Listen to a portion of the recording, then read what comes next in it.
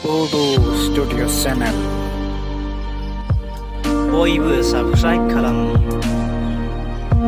लोगोसे खाथिनि बेल आइकनआव थुनानै हो जाहाथे गोदान भिडिअ मोनबाय थायो। राव थुनलाइ राजखान्थि अधिकार गासिबो अधिकारखौ बेवहाय सुरक्षा खालामनांगौ दा लिरनाय दङ। दा बेखौ बिथांमोना इमप्लिमेन्ट खालामनो नागिरदों। बेराफारसेथिं जोंहा मा जागोन? दिनै जोङो सोमावसाराबा, दिनै जोङो बिखुआबा, दिनै जोङो दाखुआबा, दिनै जोङो खुद्रियाबा, दिनै जोङो रागाखौ दिन्थिनो हायाब्ला जोंनि थामोनथा रैखाथिखौ सोर होगोन? दा नंखायनो दिनैनि समावबो बिथांमोना जोंनि फारसे सानाखै। आसाम सुक्तिया इमप्लिमेन्ट जायै सावनो गावसोरनो नांगौफोरखौ बाला सोरजिजोबना लाबाय। शंकरदेव केला सूत्र बानायनानै लाबाय, माबा IIT मोनबाय, गेस केकार मोनबाय, साख्रि बिराद मेरला होना लाबाय गावसोरनि सेंग्राफोरखौ। दिनै बहाबा IOC-आव थां, गेस केकाराव थां, बबेबा BRPL अफिसफ्राव नायै थां, गोबां जायगायाव नुगोन बिथांमोननि मानसिफ्रानो दिनै हाबजोब्बाय। बबेबा इउनिभार्सिटियाव 99.9% बिथांमोना गावसोरनि साख्रिखौ होना लाबाय। नाथाय जोंहा जेबो गैया, जोंहा जेबो गैया।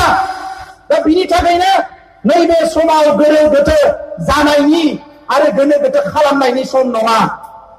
गोदोनिफ्रायनो रायलायबोदों, नांगौबा आगानसे फासयगोन, आगाननै दावखोगोन, मालाबा आगाननै फासयगोन, आगानथाम दावखोगोन, नाथाय जोङो थाद'नो मोननाय नङा। दा बे समा गोनो गोथोनि नङा। आं रावखौबो मुं हमनानै बुंनो नागिराखै, मानोना आंनि गोरबोआ थिना। आंनि गोरबोआव रावखौबो मुं हमनानै बुंनो थिना। नाथाय साफ्रोमखौबो आङो खावलायनो सानो, बर'नि दैदेनगिरिफोरखौ, बर'नि खामानि मावग्रा मावथिफारियाफोरखौ जोङो खौसे जानो सोलोंनांगोन। डिसिप्लिनाबो थानांगोन। मोनसे संगठनाव मोनसे हारियाव डिसिप्लिन गैयाबा बे हारिया थेर बेथेर जायो। दिनै बर' हारियाव डिसिप्लिना बोरै फैदों? गोबां नाजाबोनो गोनां जादों। गोदो जों उन्दै समाव नुदोंमोन, जि समाव एबसुनि सोमावसारनाय भलेन्टियार फर्स ओंखारदोंमोन, सोरबा साफा सानै बर' सेंग्राफ्रा दाखाइट खालामग्रा, सिखाव खालामग्रा दङमोन। बुदो खालामनानै सिदा खालामबोनायाव बर'फ्रा दिनै डिसिप्लिन जाबोदों। NDP-नि सोमावसारनायाव गोबां जौ लोंग्रा मानसिफोरखौ सिदा खालामदों। एबसुनि सोमावसारनायावबो बेबायदि माखासे डिसिप्लिनारि खामानिफोरखौ एक्सनफोरखौ लाबोनानैसो, नङाबा बर' हारिफ्रा दिनै बै साखाथियाव रायजो जाग्रा बै बिथांमोन बायदि बिलाइ खाग्रामोन बायदि लामायाव गोग्लैसोना थाग्रा जोंनि हारियाबो थेर बेथेर जासिगौमोन। दिनै मानसिफ्रा बाख्नायो, नोंथांमोननि मानसिफ्रा जोबोद डिसिप्लिन, बिराद धैर्यशील, धैर्य हमनो गोरों, गोबां बाख्नायो। नाथाय बे बाख्नायनाय, बे मावनाया ओरैनो जायाखै। मेल मिटिं खुंनानै, भलेन्टियार दोननानै, बेसेबांबा डिसिप्लिन मेल मिटिंआव लिडारफ्रा लेक्सार होनानै दिनै 50 बोसोर हब्रा लेक्सार होबाय। जौ जुवानिफ्राय गोजानाव था, खोमसि फोथायनायनिफ्राय उदां जा, बयबो लेखा फराय, हाबा मावनायनि हारिमुखौ बयबो आखायाव ला। जाय हारिया हाबा मावा बे हारिया मुलुगाव थांना थानायनि खुनु जग्य नङा। बे खोथाफोरखौ लिडारफ्रा लेक्सार होबोनानै दिनै हारियाव डिसिप्लिन फैदों। आफादाव डिसिप्लिन खायनो हारियाव डिसिप्लिन। गतिके गासैबो आफादफ्रावबो डिसिप्लिन थानांगोन, हारियावबो डिसिप्लिन थानांगोन। बेखौ लानानै जोंहा गोनो गोथो जानांगौ खोथा गैया। बेखौ लानानै दावसा दावसि जानांगौ खोथा गैया। दिनै सोरबाया मेंगोन, जिरायगोन, सोरबाया थांगोन, सोरबाया फैगोन, नाथाय हारिनि थांखिया जोंहा थांबाय थानांगोन।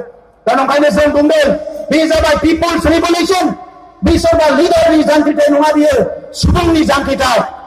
50 बोसोर सिगाङाव जानो हागौ सोरबा सरेन समर बिथांमोना PTC-नि दैदेननायाव PTC-नि सोमावसारनायखौ जागायदोंमोन।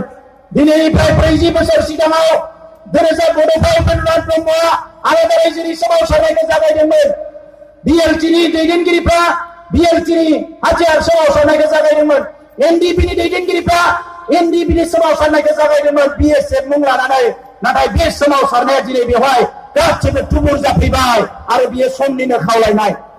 आरो बै समाव जोङो जे समाव नुबाय, मेगन सिगाङावनो UPDS-आ सुक्ति जाबाय, DHD-आ सुक्ति जाबाय। कार्बि आंलं डिमा हासावआव बिथांमोनखौ मा खालामबाय गभर्नमेन्टआ? गावस्रा गावस्रि खालामनानै सोरबा मोनसे हानजाखौ बमब्रायनानै सुक्ति खालामनो लांबाय। सुक्तियाव जेबो गैया। बिथांमोननि कार्बि आंलं जिल्लाखौनो बोखावनानै मोनब्रै बानायबाय, सुक्तियाव जेबो गैया।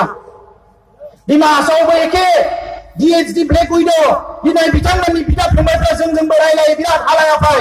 सुक्तियाव लिरनाय मोनसेबो हाबाफारि मावफुङा, सुक्तिखौबो खालामबाय, दैदेननोबो होबाय, शिब जालायबाय डिपुटि शिब जालायबाय डिमा हासावआव जेलाव थोब सोजोबना दोनबाय दायो रावबो गैला दा बेखौ नुनानै जोङो बै समावनो जोंनि दैदेनगिरिफोरनि गेजेराव रायलायदों आरो एफा एनै मोनसा मोनसि मोननाय दुखु नांनाय बायदिसिना खुद्रिनाय दंलायोमोनब्लाबो बै समाव गोविन्द बसुमतारी बिथां रन्जन दैमारि बिथांमोननि गेजेराव रायलायनानै जेरैखि जाया मोनसे बिन्दु गोरोबथियाव फैनांगौ जों एबसुनिफ्रायबो जों खावलायदों जों जुदा जुदायै रायलायदों हारसिङै रायलायदों सोरबा बुंनो नागिरो एबसुआ ओरै खालामनो हायो एबसुआ ओरै खालामनो हायो एबसुआ ओरै मावनो हायो जों बिसोरखौ रेसपेक्ट खालामो बिसोरो जोंनि रिभलिउसनारि लिडार जोंहा बेवहाय सोरनिबा कनस्टिटिउसनाव थांनानै सोरनिबा बायदिसिना बे सिस्टेमाव थांनानै एनकरेज खालामनाया बे सिस्टेम नङा थ्रु रेसपेक्ट थ्रु अननायनि गेजेरजों जानांगोन दा नंखाय अननायनि गेजेरजोंनो जादों